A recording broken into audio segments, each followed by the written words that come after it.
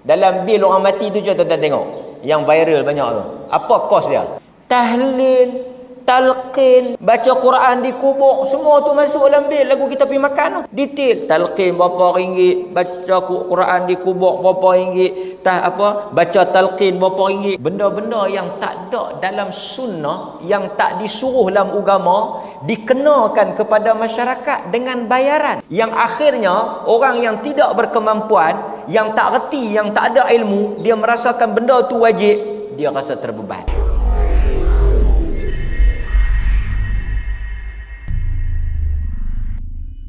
Dan alhamdulillah di negeri kita ni tidak ada amalan membayar untuk semayang jenazah.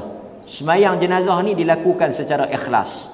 Sebab itu kalau kita tengok tuan-tuan, soal yang paling besar dalam pengurusan jenazah ni, dia melibatkan soal bayaran. Ni saya nak cerita sikit soal bayaran ni.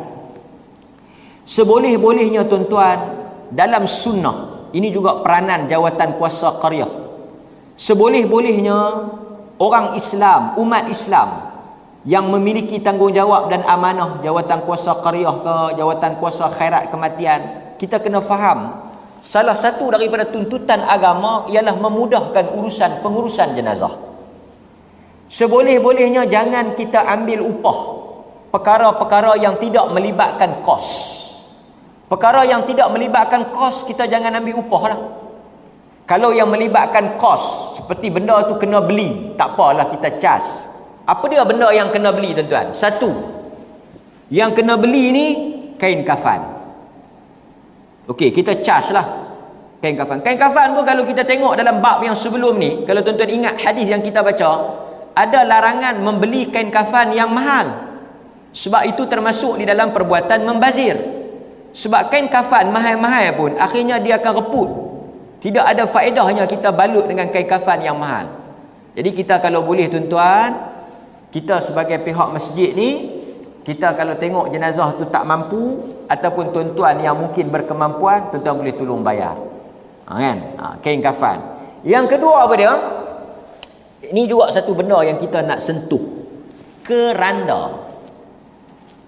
Sebenarnya di dalam sunnah tidak ada suruhan menggunakan keranda. Keranda ni tak ada dalam sunnah dan tidak ada dalam anjuran syarak. Keranda ni mahal. Berapa keranda? 300 lah. 500 lah. 350. Okey tuan-tuan. Pertama tuan-tuan kena tanya, tujuan keranda ni apa dia? Sebab itu bagi saya kempen, kalau boleh sesuai, tuan-tuan gunakan papan sekeping. Jawatan kuasa masjid kalau boleh elakkan guna keranda. Kerana keranda ni melibatkan kos. Dan sebenarnya keranda ni digunakan untuk kes-kes yang terpaksa. Tapi orang kita ni mati keranda, mati keranda, mati keranda, mati keranda, keranda mati, keranda mati. Ni bukan undertaker. Papan sekeping. Papan sekeping tu saya ingat RM40, RM30 boleh dapat. Keranda ni kalau kawasan itu korek-korek berair. Air ada bertakung. Kadang-kadang orang pakai keranda lah. Sebenarnya tak ada dalam Islam keranda ni. Mahal, kos. Lagi apa lagi yang kita boleh charge? Apa? Upah orang korek. Jentolak, bekho. Itu kita kena bayar lah. Kerana dia melibatkan kos minyak, lepas tu driver tu. Lagi mungkin kos van. Van jenazah. Van jenazah pun kalau boleh kita murahkan lah. Kita minimize, bukan maksimum, minimizekan harga tu supaya tidak membebankan si mati. Kerana dalam sunnah, apabila berlaku kematian, kita disuruh membawa makanan kepada si keluarga yang mati tu. Saya bukan nak cerita bawa makanan tu. Kalau berlaku kematian, tuan-tuan bawa makanan. Apa tujuan dia? Meringankan beban si mati. Kita yang tu tak faham. Mati, bawa makanan. Tujuan dia untuk meringankan keluarga si mati tu. Tapi bila mai hantar bil, 1,500. 2,000. Oi tuan-tuan, 2,000 sekali mati. Mandi lain, kafan lain, semua upah pula.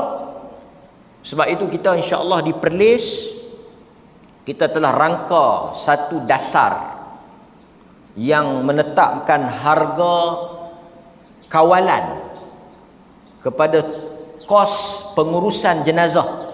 Kos pengurusan jenazah ni akan keluar insya-Allah setelah diperhalusi, yang menetapkan harga-harga yang munasabah, kan, yang sepatutnya. Dalam bil, tuan-tuan tengok dalam bil tu, dalam bil orang mati tu, tuan-tuan tengok yang viral banyak tu, apa kos dia? Tahlil, talqin, baca Quran di kubur, semua tu masuk dalam bil. Lagu kita pergi makan tu detail, talqin berapa ringgit, baca Quran di kubur berapa ringgit, baca talqin berapa ringgit. Benda-benda yang tak ada dalam sunnah, yang tak disuruh dalam agama, dikenakan kepada masyarakat dengan bayaran, yang akhirnya orang yang tidak berkemampuan, yang tak reti, yang tak ada ilmu, dia merasakan benda tu wajib, dia rasa terbeban. Betul, sebab tu kadang-kadang tentang benda-benda yang tak perlu, seperti batu nisan yang mahal-mahal tu, kan, kalau kita tak mampu, tak payah beli batu nisan tu, bukan wajib. Sekurang-kurangnya ada tanda kata di situ ada kubur. Ini nak pergi beli batu nisan pula, ada batu sungai, batu mozaik, batu tai, batu A, batu B, kan, khanda lagi.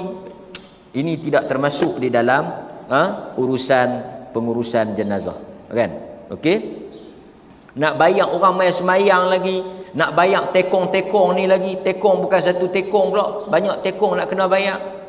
Ini semua tidak ada di dalam sunnah Nabi sallallahu alaihi wasallam, dan tidak pernah dilakukan oleh mana-mana sahabat Nabi sallallahu alaihi wasallam.